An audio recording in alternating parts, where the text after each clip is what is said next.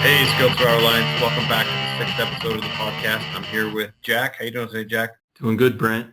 Hey, I want to just jump right in today and talk about evasion. It's a topic that's a little confusing to some people, and it was for me, especially when I was learning and getting started in survival preparedness. Because when you think of survival, you think about rescue, and there's a lot of scenarios where the goal is to get rescued. One of the best ways to get rescued is to draw a lot of attention to yourself. You really, shared with me quite a lot of situations and scenarios where rescue isn't the goal. So I was hoping we could talk a little bit about some of the situations where you don't want to draw attention to yourself and you don't want to get rescued. Yeah, sounds great. Just before we jump in, I just want to mention that this is really kind of a pivotal difference between wilderness survival and collapse type survival, right? Those nationwide or worldwide scenarios, but and the two are very, very similar in a lot of aspects, right?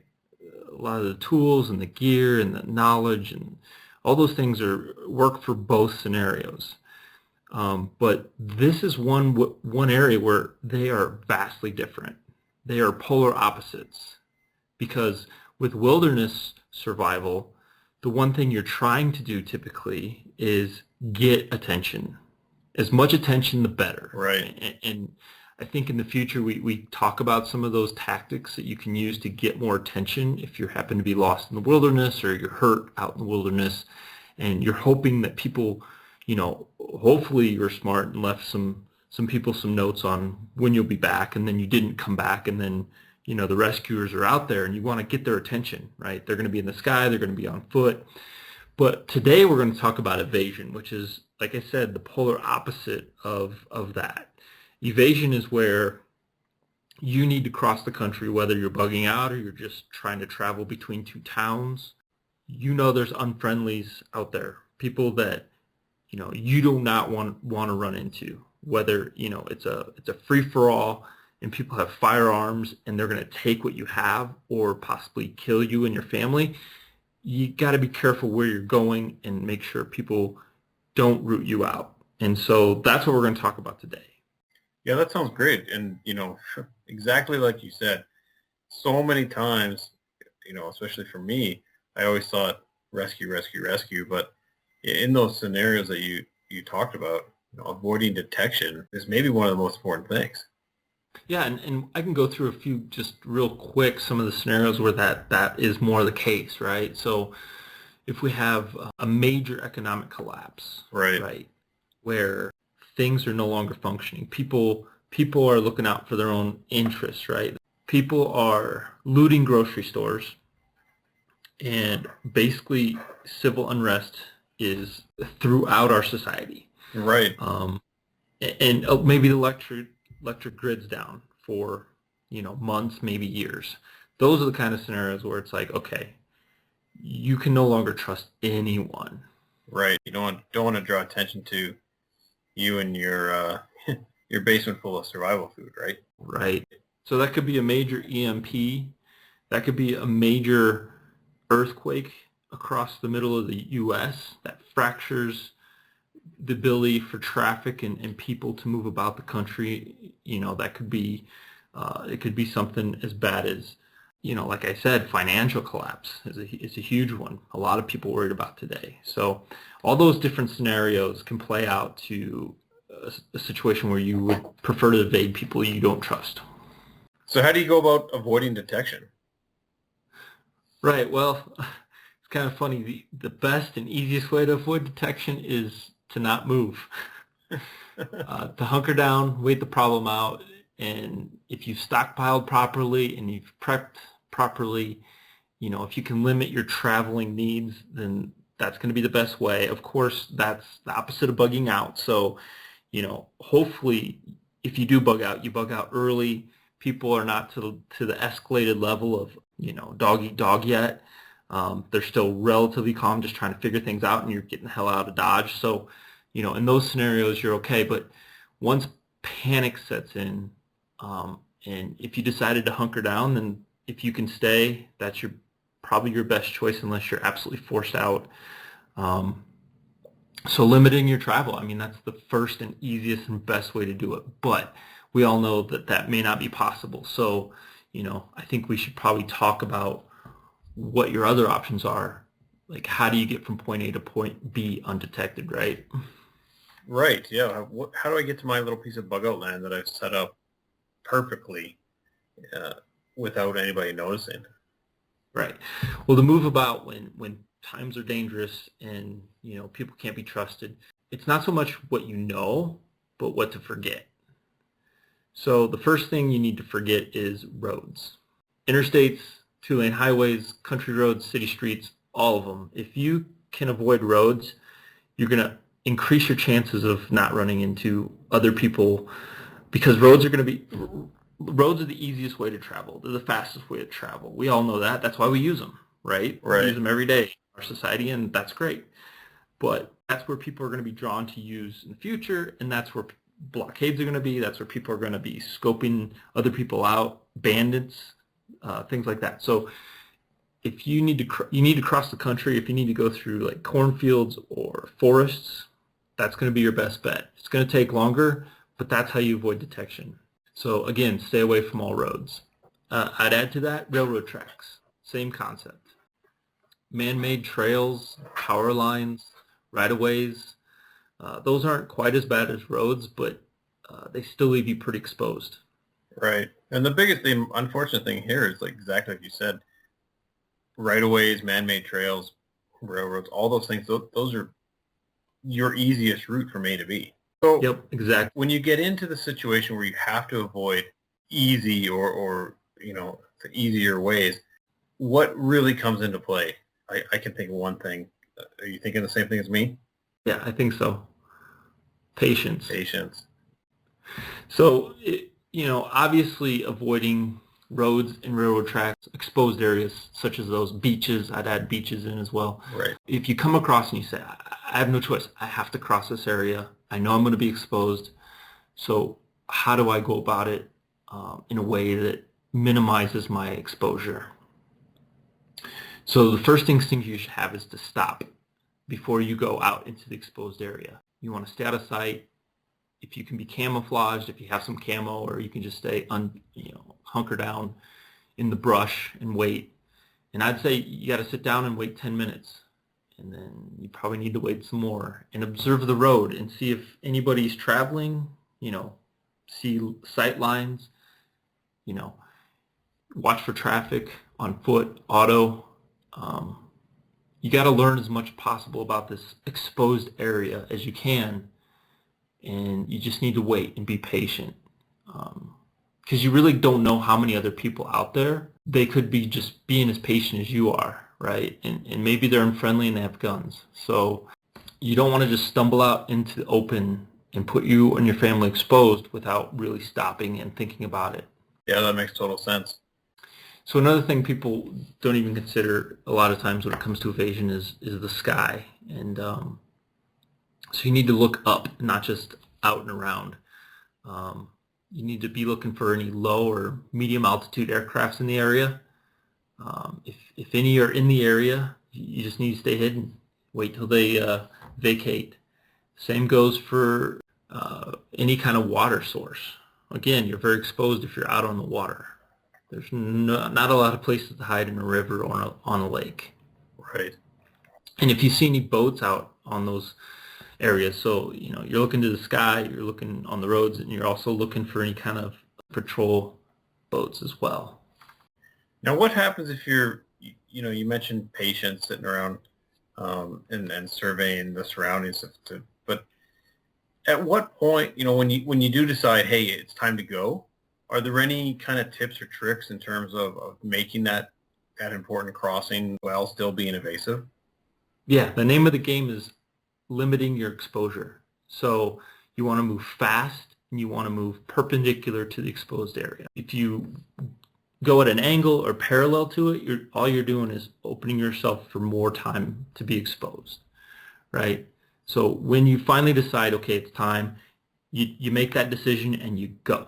And you go perpendicular, straight across. If somebody's in the air or um, somebody's watching the area with a sniper rifle or something, that's the best thing you can do. If he didn't sense you were there, and all of a sudden, he's kind of watching the area, and then all of a sudden he sees you scramble across, but you go from undetected to exposed to undetected in a quick amount of time, he's not going to have time to, put you in his sights.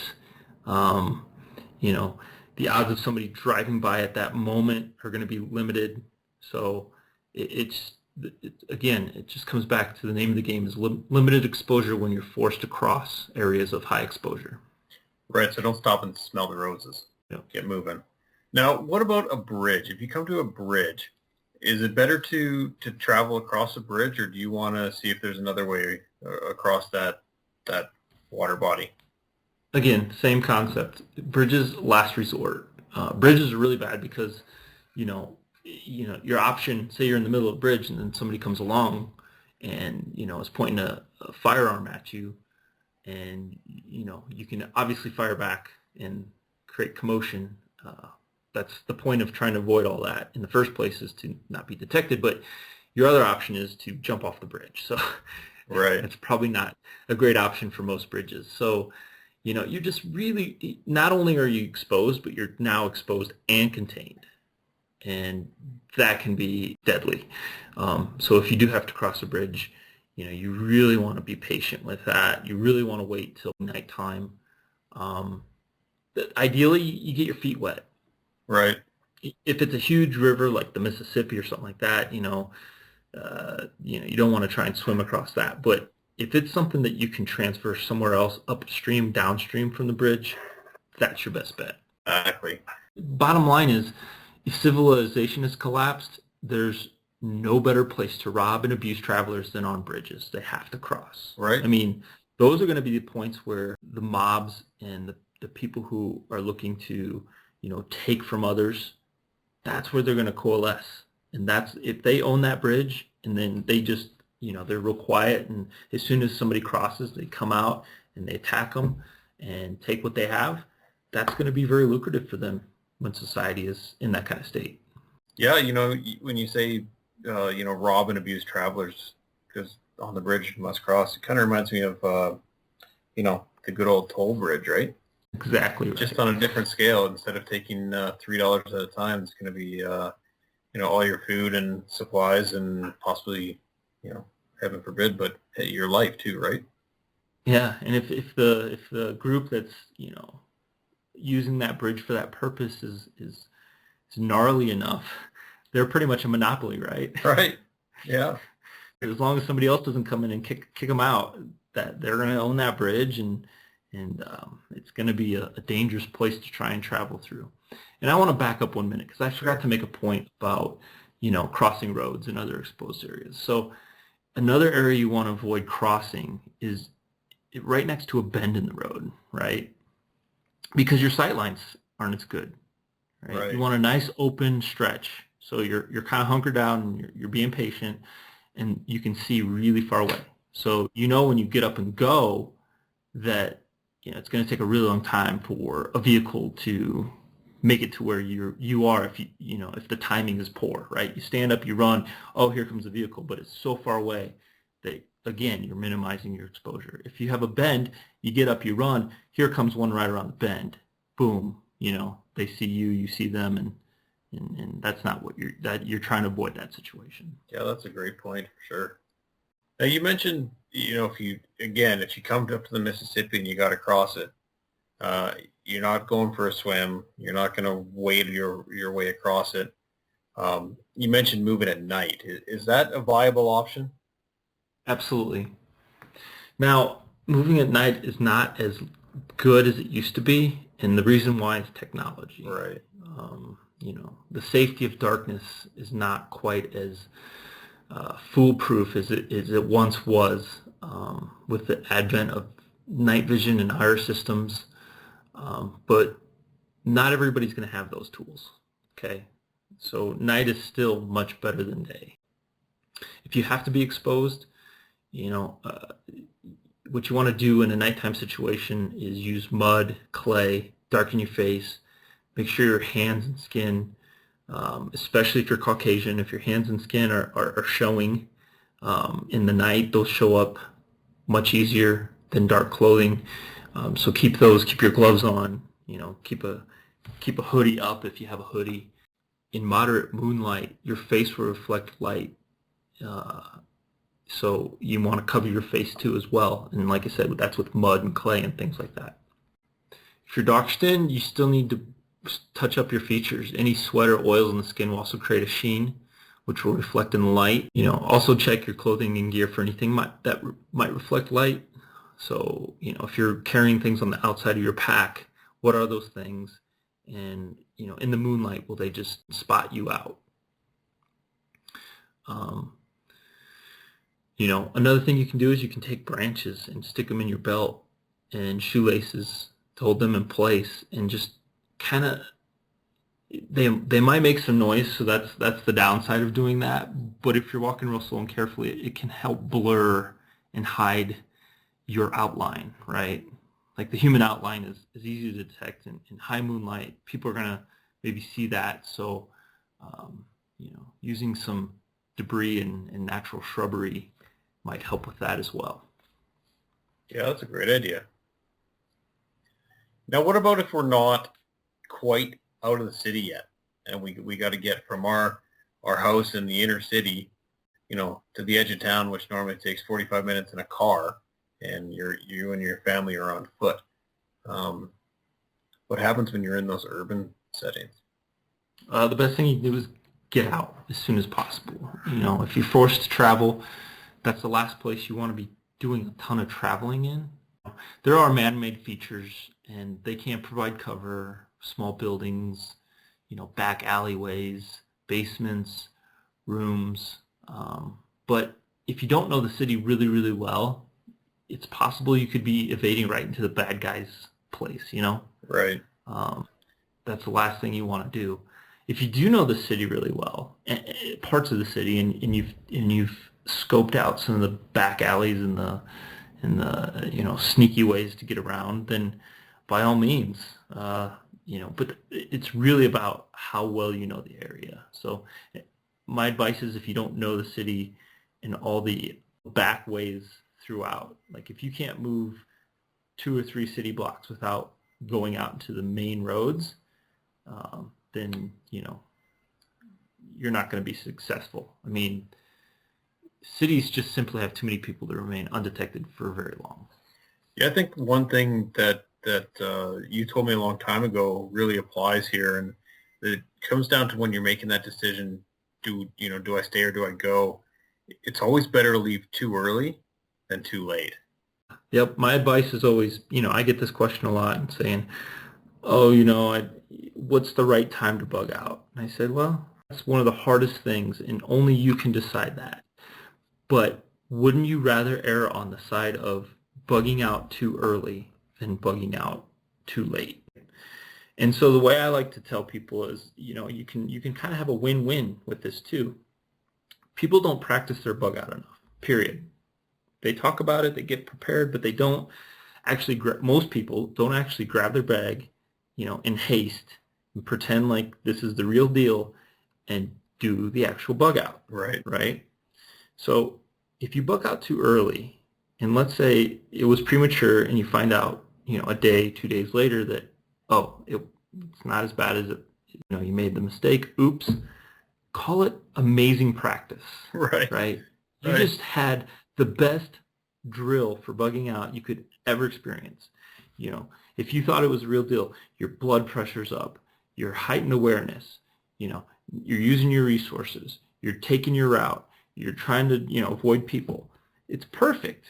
So you win either way, right? You win because you got out early, and you win because you got good practice in, even if it didn't turn out to be, as big and gnarly as you thought initially. So that's my advice on that every single time. Yeah, that's focusing on the positive there, like you said, win-win.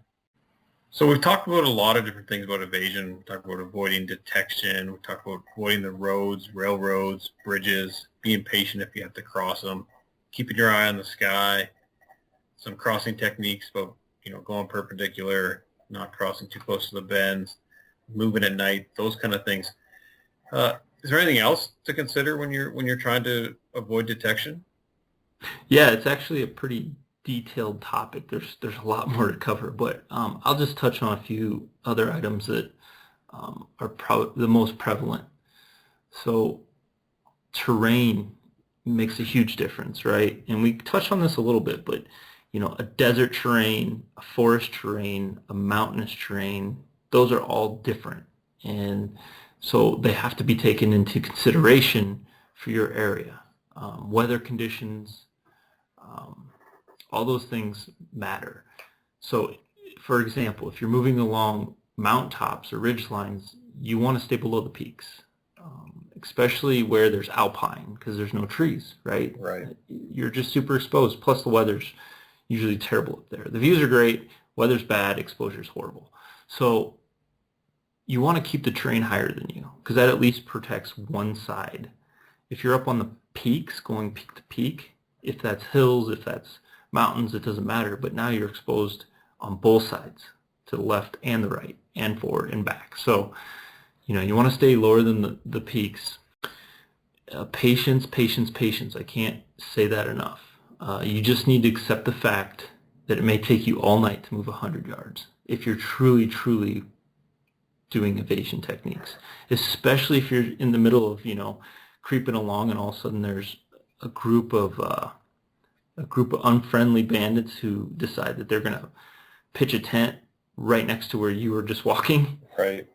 Guess what? You better shut up, sit down, relax, and wait them out. If they all go to sleep and you can sneak away quietly, then do so. But again, patience is the key. You want to get low. You want to stay on your stomach. You can crawl if you need to. You want to stay in the shadows. You can move for 10 seconds, observe and listen. You don't want to move too quickly. When in doubt, move slow. When in doubt, don't move at all. One thing to keep in mind if you're belly crawling through foliage, small brushes, tall grasses, weeds, reeds, whatever it is, the natural movement of those features, move with the wind. So if the wind's blowing in tall grasses you're near, and you're crawling through, swaying with the breeze, the grasses that you're touching when you're on your belly will have some more stability than most other grasses. So that's one giveaway of a position in a grass field. So if you're trying to cut through somebody's property and somebody's a very good scoper of their property, if you will, or kind of keep an eye on their fields and stuff, they know that kind of stuff, right? If they're smart. So when they scan a field looking for wildlife or looking for possible people cutting through their property, and if it's windy, they're going to look out, and if they see patches of grass where it's, not moving the same way as the rest of the grass, that could be a dead giveaway. So another thing you want to do is, resist the urge to get up and run the last 20 yards. So if you've worked yourself across the field that you've felt exposed and it's taking you all night to get across it, and you're 20 yards away and you're like, okay, this is it, I'm just going to make a break for it, don't do it. Unless if you still got cover, you should, keep that methodical process going. Stay under cover. Always move from cover to cover. Always look ahead to your next destination. Avoid stepping on sticks and down branches as best you can. In dense forest, that's going to be really, really tough. But those are dead giveaways for people if they're sitting around listening. If you're in the dense forest and you're trying to avoid, down branches and whatnot, you can't be, making land speed records getting from point A to point B. Right.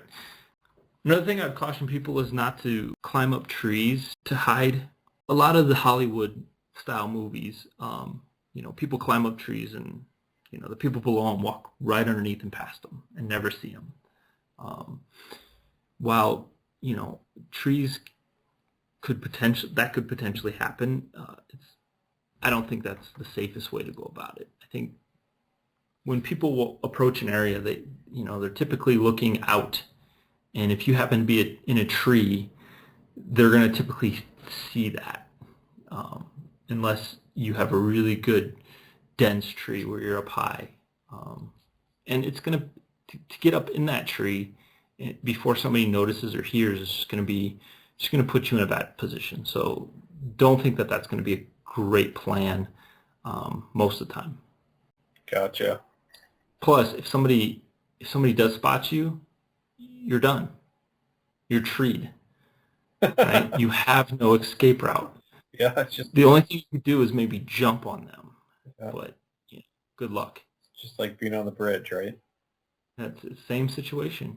I think we covered a lot, but I think there's a few key points that if you just remember these key points, it'll be the majority of what you need to get started. So again, avoid all roads, trails, rivers, beaches, railroads, any other key transportation corridors. Cross open areas under the cover of darkness if possible. Otherwise, try and stay concealed behind foliage and natural barriers. Be patient. Listen, move, repeat. Move slowly and methodically with purpose. That's it. That's a great summary. I've really enjoyed talking to you about evasion today, and hopefully all our Alliance members did as well. I enjoy talking about evasion a lot. I think it's a topic that doesn't get enough attention in the survival space, especially for those who are preparing for, major unrest. This is a technique that if you don't learn it, you're going to significantly decrease your ability to survive long term. That makes perfect sense, Jack. All right. Well, let's chat next week. Let's do it. All right. Take care.